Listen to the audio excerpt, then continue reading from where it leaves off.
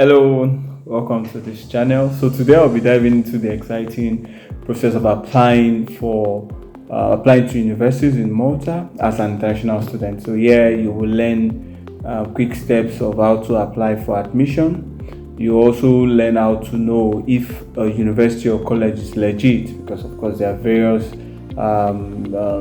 universities or colleges that, not all, some are a bit not legit and accredited. So you learn from this video how to know which one is accredited or not, and also you'll be learning on how to prepare for your admission interview. Then lastly, I'll be giving you frequent questions and answers raised by international students wanting to study in Malta. So what are you waiting for? Let's get started.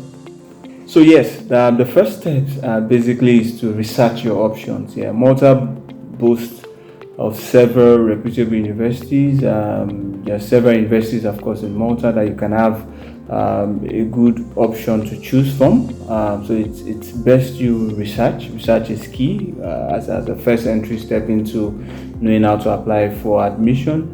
And you need to take time to explore the university website. You need to learn about the courses. You need to also identify which one aligns with your interests and goals. And so basically, based off of my own research, I've identified some top universities in Malta which gives affordable tuition, and these universities include University of Malta, the GBS Malta, MCAST. MCAST is the Malta College of Arts, Science and Technology, and of course the American University of Malta. So these four key institutions I've actually researched on, so I can speak about them basically. So while there are other various schools in Malta, of course, offering admission for international students, as an applicant you need to avoid schools that are not accredited. I'd mentioned that before. So in Malta, the Malta Further and Higher Education Authority is a government agency in charge of school accreditation. So in fact, on their website you have a list of approved or licensed providers, as they call them, and accredited programs. So you have to do well to check the agency's website so that you know if the school you're applying for is accredited, and also if you know if the program is approved, before you start applying, right? So I can do a video of how to know which schools are accredited in Malta. So if you need, just drop your comments. I'll do well to aggregate them and make a video out of that. So after you've done your good research about the schools you are interested in, and you are sure that it's accredited and programs are well approved by the government, the next thing is you need to do, of course, is to gather your documents. So typically application documents for admission include your academic transcript, the language proficiency test certificates, letter of recommendation, and of course the critical document, the personal statement, which of course is the statement of purpose. So you make sure you check with the specific requirements of each university so that you know which document you need to gather, right? So some schools like University of Malta do not require you to submit a language proficiency certificate, right? Because they have list of schools or list of countries or citizens that are exempted from providing such certificates. So if you go to the school you're interested in, the website of the school, they'll give you basic information on how to go about that basically. But University of Malta, they have listed countries that are exempted from providing this proof of English language proficiency. So for instance, for Nigerians, on the University of Malta accepts a credit pass, which is C5 and above in your WAEC or NECO, to certify and this satisfies them as you meeting the university English language requirements. Yes, so once you've gathered all your documents, it is time to now complete the application form itself. Basically, most universities in Malta have an online application portal where you can actually submit, you can apply, provide your information, and even upload your documents for their own review. So in terms of the admission documents for the school's review. And so most times also, once you upload the documents, you can actually pay online is the application fee. The average fee ranges from between 90 to 100 euros per application. So yes, so after you've actually submitted your documents, right, some schools actually require you to attend an interview. So they will schedule you for an interview where you'll be required to actually demonstrate why you've picked or chosen the course. Basically, for admission interview, I would advise that you really focus on 3 key points. So that would be your practice focus. The first is why you want to study in Malta. The second is how applicable is the current course of choice to your work experience. Also, how you intend to fund your study. So these 3 things are. There could be additional information you can add yourself, but these key 3 points usually comes out in every interview, every admission interview conducted by schools. So basically, always be well prepared to showcase your passion for your chosen field and why you see yourself as a great fit for the program. So basically, and like I tell people, interview for me is an opportunity to sell yourself. I always say it in my videos. So it is not a thing to be scared about. I've seen people do the ACE interview even without practicing because they actually know what they want to do and how they want to get it right. So if you've done your research well, I believe you have so much information at the back of your mind, to back you up when you ask questions during interview session. I know some people, agents actually apply for them, so they might not necessarily have those kind of solid information at the back of their hand. But again, it is your project, it's your program, so you have to take charge, take ownership. So even when agents apply for you, you need to also ask questions from this agent. Okay, so you've done XYZ, give me XYZ information. And when they are relenting to give you those informations, basically you go out. The internet it's a free gift for everybody. Every information you need to know or you need to have is on the internet, is on the school website. So research is your way to ace your interview, particularly the admission interview. So yes, after you've done all this, you've applied, you've submitted, you've done your interview, the next step is to get a notice for acceptance, an acceptance letter, an offer from the school. And of course, you have to celebrate, right? Because you've actually scaled through so many hurdles. Most times, some persons apply for a course where other maybe 50 or 100 persons also apply for that course, and maybe the slot is just 20 or 15. So imagine that number you're able to scale through. So that's worthy for celebration. So once you get your acceptance offer, your acceptance letter, then you're one step closer to achieving your academic dream in Malta. So the acceptance letter, this is also you need to know. The acceptance letter could be an unconditional letter of acceptance, which usually indicates that you've been fully accepted for the program, while your acceptance is actually subject to your educational documents verification process. While you can also receive a conditional letter of acceptance, which of course indicates that you need to meet a particular condition before you have a full offer. So you need to also note this. Basically, it's always stated on the admission letter. So for instance, on the acceptance letter, yes. So for instance, University of Malta, once you get the acceptance letter, right, if you are required to proceed to make a deposit payment, that automatically makes that letter. That means that they are okay with what you have done. So they just need to request you to pay. So that means that your admission actually is unconditional, right? But when you have been asked to provide certain documents or you need to fulfill certain other conditions before they can ask you to pay a deposit fee, that makes it a conditional offer. So basically, you have to note this clearly once you receive the offer, so you don't miss out on important information. So once you receive an unconditional offer, basically where you require to make payment, of course you proceed with the payment. And once the payment is made, the school through the International Admissions Office will provide you with a visa support letter. And this letter is actually critical to your visa application submission because it gives credence to the fact that you're coming to study in Malta, and the university actually validates this your intent to study in Malta with that letter. Again, most schools will not give you a visa support letter until you meet the minimum requirements for deposit or for tuition payments. So I'd already made a video on my channel on the tips for visa application for international students. So if you watch that video, you will get a 360 understanding of what documents you will be needing and how to apply, basically.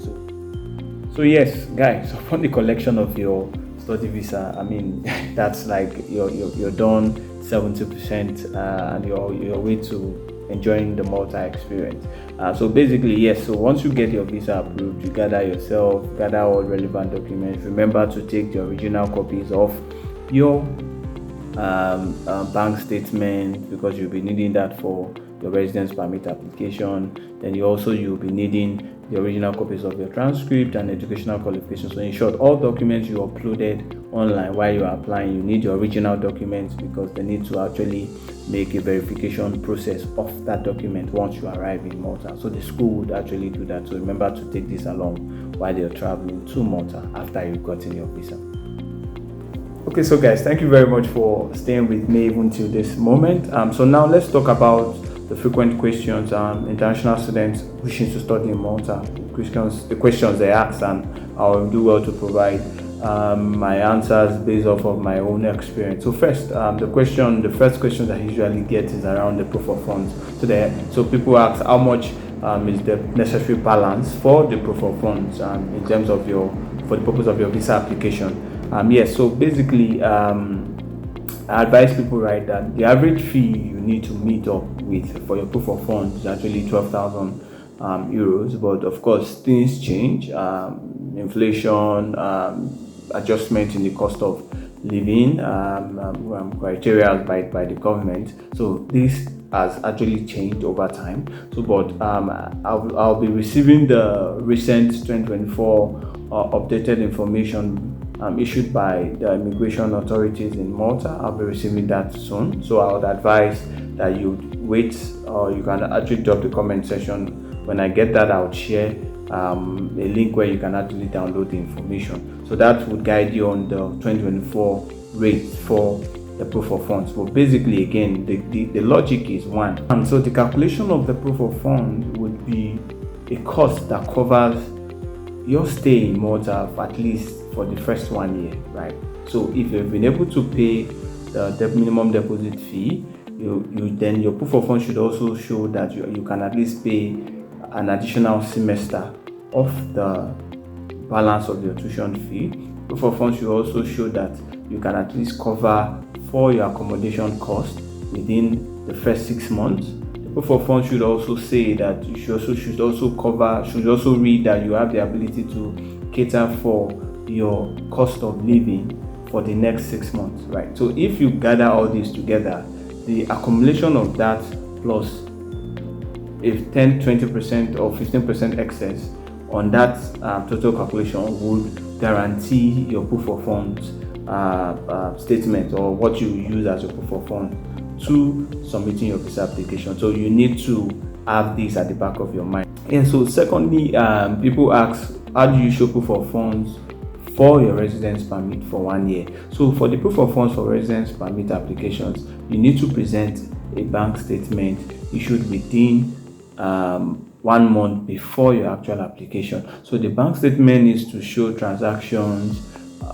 from 3 months before. So whatever bank statement you're submitting, it has to be within recent at least between 3 to 2 months to the application submission. So for Malta, the minimum balance required for your proof of funds to show your proof of funds for residence permit application should cover the minimum wage multiplied by every month of stay in Malta, and this needs to be shown, of course, as your closing balance, like I said, on your account. So for instance, if the minimum wage again, just I think minimum wage around, it's not up to 900, but I'm just saying let's say 950 euros, then your closing balance should read 11,400 euros, meaning that 950 euros per multiplied by 12 months. Of course, residence permit is always a 1 year period, so that would give you the understanding of how to calculate your proof of funds for the purpose of residence permit application. And so basically, the 950 euros is the minimum wage, monthly minimum wage, right? Multiplied by the number of months you will be staying in Malta, or you'll be stating that you need the residence permit to be issued for. So that's how that calculation is. So if you get that right, then that's what you should use as your minimum closing balance when you're applying for the visa application. So that's why I said initially that you need to bring a bank statement from your home country alongside other documents when you are coming into Malta after you've gotten your study visa, because you need a bank statement to apply for a residence permit. It's very important. So that takes us to the next question. How soon can you apply for a residence work permit once you arrive in Malta? So upon arrival, right, you need to apply for a residence permit within 90 days.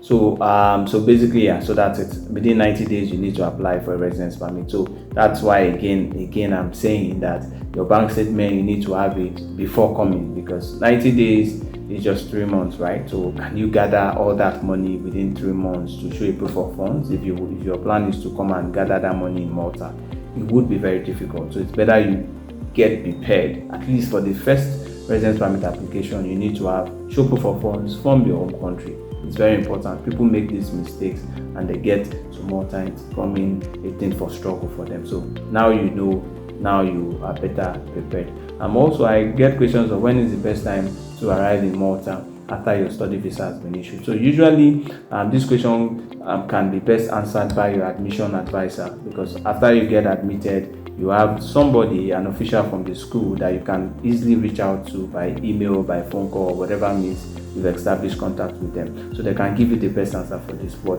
usually for October intakes, I advise them to arrive at least the last week of September, so that they can have ample time to settle in and also partake in the freshers orientation program, which of course every school gives for newcomers coming to Malta. And also, I get questions of, can I pay the tuition in full or in installments? So the thing is, it depends on the school, right? Some schools actually accept installment payments, while others don't. For instance, the GBS Malta recently indicated that they need full tuition payment before the commencement of the course. So before they even issue you the visa support letter, then you need to pay full, right? So that's for GBS Malta. But the interesting thing again about University of Malta, based off of my own research, is that you can pay the first deposit fee of 1,000 euros. Then you are allowed to pay the remaining balance semester by semester. But if you want to pay in installment, you have to. So once you arrive at the school, you have to go discuss with the school finance department so they can make out a plan for you. But I can categorically say that University of Malta accepts installments, payment by installments per semester. That's it. That's a fact I'm sharing here, because I have that. I've gotten that information yes, I've gotten that information clearly from the school. Yes. So lastly, also people ask around, do you know if University ABC is legit, is fake, or is this or that? Yes. So again, usually the best way to know if a school is approved, real or otherwise, is to just check the government agency in charge of accrediting schools in Malta. I've said it before. The Malta Further and Higher Education Authority is the government agency in charge of school accreditation. So visit their website to get clear information. On their website, they will give you a list of approved licensed providers and also accredited courses. I know 1 or 2 universities that have been churning out adverts but are not accredited. I know, because their details are not on the list of approved institutions for 2024. So you have to do your due diligence to ensure that this is done. Again, I made a video of this already. I will be dropping the link to that video in the comment section, so you can look at it and get good information on how to go about checking. Again, the website, just if you want to also check yourself, you can go just search for Malta Further Education and Higher Education Authority on Google. You'll get to the website and you can scroll down to know where the list of approved institutions have been listed. And so also people ask, how can you book accommodation in Malta after you've gotten your visa? Yes, again, for the purpose of visa application, you need to provide proof of accommodation. Your school can help you do that. Talk to your university admission advisor. He or she would guide you on how to do that. But possibly if you feel you don't want to stay on campus, other option is to search online, basically on Facebook Market. There are groups of people that you can talk to, but don't pay anybody any money, please. Ensure that if you want to even pay, you get a dummy reservation. Once you get to Malta, then you can go for physical inspection before paying, because scammers are everywhere. We are human beings, of course, so you need to be careful so that you don't get duped and all that. So thank you very, very much, guys. I appreciate your time. I appreciate you spending your valuable time to watch this video. So, but before we end, let's wrap up with few tips to keep in mind. So first, in terms of your visa admission processing and all that, you need to stay organized. You need to keep track of deadlines and requirements so that you have a smooth application process. Also, remember to always reach out for help. Like I mentioned, the schools have university admission offices and officers that can be in the best way to guide you on what you need to know in terms of the school. So always seek guidance from your school advisors if you have any need for clarification, even to the last of it, even to the bit of it, because if you don't know and you get monetary commitments and later you now say, I didn't know before, then the process of getting those refunds could be tedious. So it's better you have clear information. Even if you don't know anything, they are always there to help you. So always seek for help. Always reach out for help for your admission advisors. Also, I would like to also mention that you need to be yourself. Let your personality shine through your application and through your interviews. So do your SOP well. Be original as possible. Research wide, and also be yourself, right? Because you don't need to sell to the school what you are not, right? So be yourself. If you be yourself, if you be original, then you will be more confident to speak. That's the truth, right? And that's the key that you need to know. And also try to explore for scholarship opportunities. So for some schools, there are scholarship opportunities, so be sure to explore and also have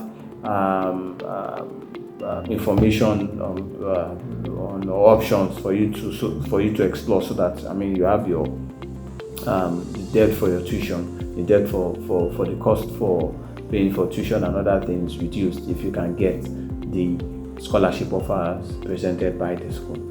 So guys, there you have it, a comprehensive guide to applying to universities in Malta as an international student. We hope you found this video very useful. If you have any questions or topics you'd like us to cover in future, please let me know in the comment section. I would be willing to gather them together and make a video out of it. And please don't forget to like, don't forget to share, don't forget to subscribe for more comments. Until next time, happy studying. Bye bye.